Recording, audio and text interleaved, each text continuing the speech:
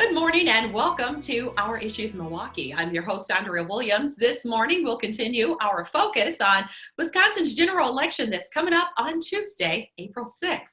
For the first time in 12 years, the position for Wisconsin's top education official is open. It's only the second time since the 80s. Tony Evers, who of course now is the governor of Wisconsin, is not on the ballot. Carolyn Stanford Taylor was appointed by Governor Evers to fill his spot, and she chose not to seek a full four-term this time around. So needless to say, this is a very important race, and I am happy to be joined by the two candidates that are vying for that position today, starting with Dr. Jill Underley. She has served as superintendent for the rural Pecatonica area school district since 2015. How are you, Dr. Underley? I'm doing very well, Andrea. Thank you so much for having me here today. Well, I appreciate you being here because when we talk about the education of our children, that is probably a top priority for every parent that is watching today's show. So a lot of what you have to say, I'm sure, will go a long way with those who really want to know where you stand on the issue. So the job of state superintendent, of course, is to oversee education policy in Wisconsin. So if you would, tell us a little bit more about your background and why you would be the best person to actually serve as the state superintendent of public instruction. All right, sounds good. So I have experience in all aspects of public education, so all levels, K through 12, early childhood, but also in higher education. I worked at the UW in Madison. I also was a leader at the Department of Public Instruction in high poverty schools such as Title I. And I'm also, working right now and leading my school district during this pandemic. So I think that makes me uniquely qualified as well. My schools have been open and we gave parents a choice of in-person or virtual, and that has worked extremely well this past year. I'm also involved actively in our different organizations. So I'm involved with the Wisconsin Parents Education Network, WPEN, also the superintendent's organization. I've served on legislative committees. I have a great relationship with all the stakeholders. I'm also innovative. We've got some really great programming at Pecatonica that I'd like to scale up, such as early child care programming and childhood, programming full day 4K, full week 4K. As well as after school programming and summer programming. And I've been a responsible steward of taxpayer dollars. We've had to go through a couple referendums here at Pecatonica, and those both passed overwhelmingly. So lots of different experiences make me very uniquely qualified. I would say, and and we all know that education is not a one-size-fits-all. So how would you go about identifying schools around the state that are underperforming, and how would you go about, working to get them on the same page as those schools that are excelling? Yeah, that's a great question too, because I think that's certainly a concern, not just for those of us who live in the communities where the underperforming schools are, but for us statewide, because we want what's best for all our kids in Wisconsin. So I think first we need to acknowledge the roots of why schools are underperforming. So, there's almost always a correlation between poverty and student achievement or opportunities. As we know that well-resourced schools will have higher student success in many ways. So perhaps identify the schools by the amount of funding they're getting per student and work to get those lower resource schools the financial resources they need, as well as implementing these game-changing proven programming like early childhood education, high-quality childcare. Let's work with our universities to get our best and brightest teachers in the classrooms too. Let's also get some more mental health resources and school counselors and social workers to work with students and our families in these under-resourced schools. But ultimately, we need to work on our school funding formula. We need to fix it so that all schools are well-resourced in the end. Mm-hmm. And when we kind of compare that you are the superintendent in a rural area, and then we look at Milwaukee Public Schools, and that, of course, is the largest school system here in the city and urban area. Would you say that there are some major differences, or would you say that there are a lot of similarities in being a superintendent under these circumstances? Yeah, I'd say that there's a lot of similarities. Right now I am leading a school district during a pandemic, which is what, every parent right now is going through, and teacher as well in the Milwaukee Public Schools. I'm a parent of two kids right now in middle school. But when we look at resources, MPS is completely underfunded, right? They just passed a referendum, which is amazing, but that funding isn't going to necessarily improve their buildings like a lot of our schools that pass major referendum do. So we have to look at the inequities. When we look at the programming, high poverty schools have a lot of things in common. They don't have much property wealth, for example, so they can't raise revenue really quickly. And so they're often low revenue districts like MPS and like a lot of rural schools too. So there's a lot of similarities between urban and rural. We look at technology, we look at classrooms, 21st century learning environments, teacher recruitment and retention. But at the end of the day, it comes down to financial resources, and both rural and urban are underfinanced.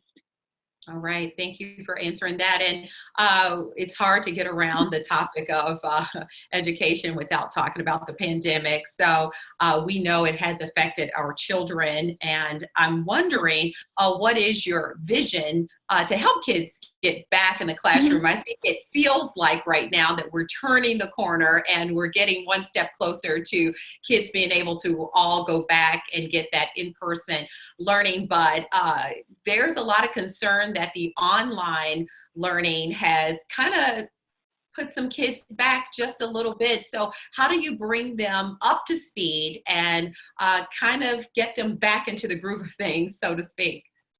Sure. So I believe that in-person learning is the best way to educate the majority of our kids.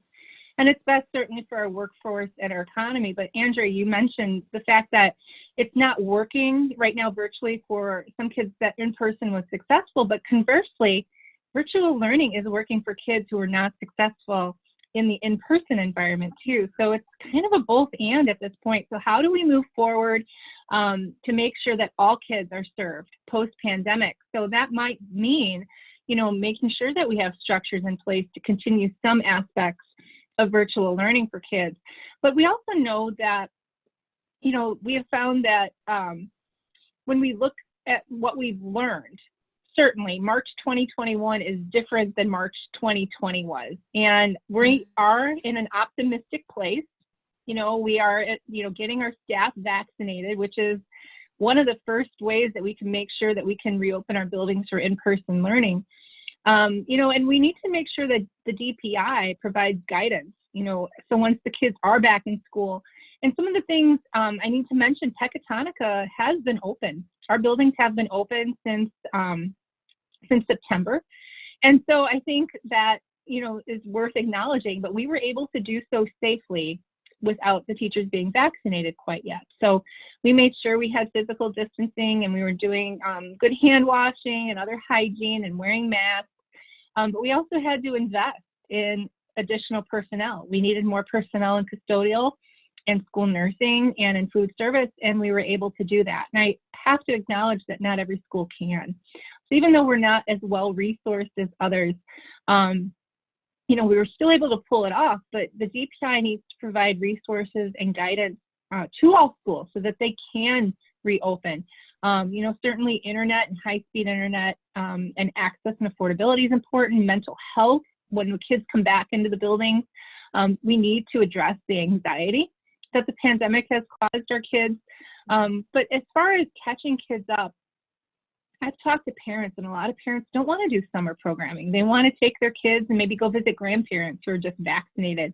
But, the reality is that there are kids that are going to need additional support. And so maybe in the fall, a good approach, and this is something the DPI could help, with resources, would be to maybe implement some after school programming or find some time for doing interventions during the school day. But, using after school programming for enrichment might be a good way to welcome kids back into the building and get them caught up on things that they've missed out on this past year. Yeah. So the Department of Public Instruction will receive $1.4 billion in funding for Wisconsin schools through the federal coronavirus relief program, or package, I should say. So have you had a chance to think about how you would like to go about allocating some of those funds?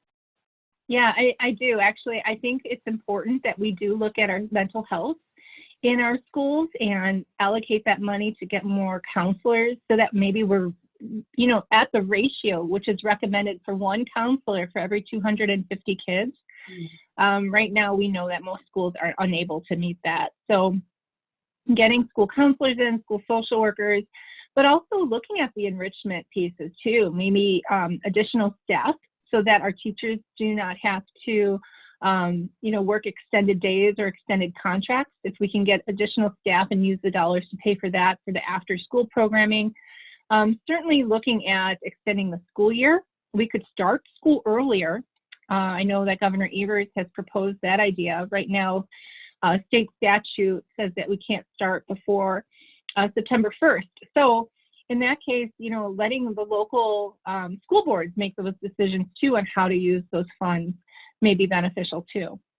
Okay, so we're quickly running out of time, but I think it's important to allow you, since we are running up on this election, to mention you were the top vote getter in the primary election. So this is an opportunity to let everyone watching know what sets you apart from your opponent.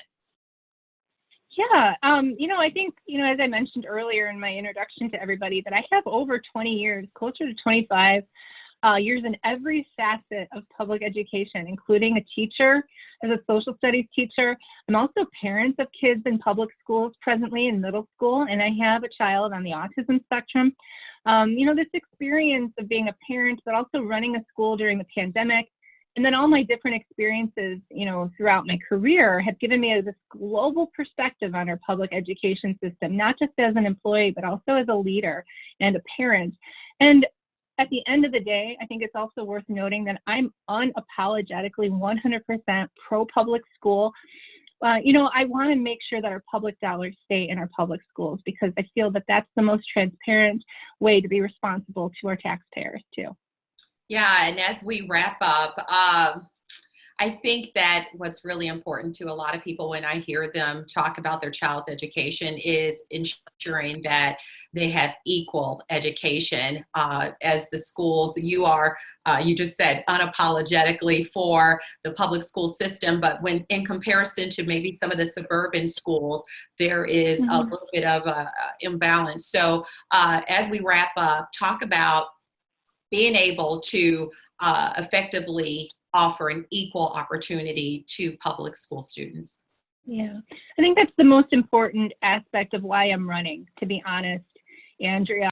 I mean, we need to disrupt the systems of inequity that plague our public schools. I mean, we see it just in the facilities, right? And the opportunities that, we now have gaps in because of where kids live.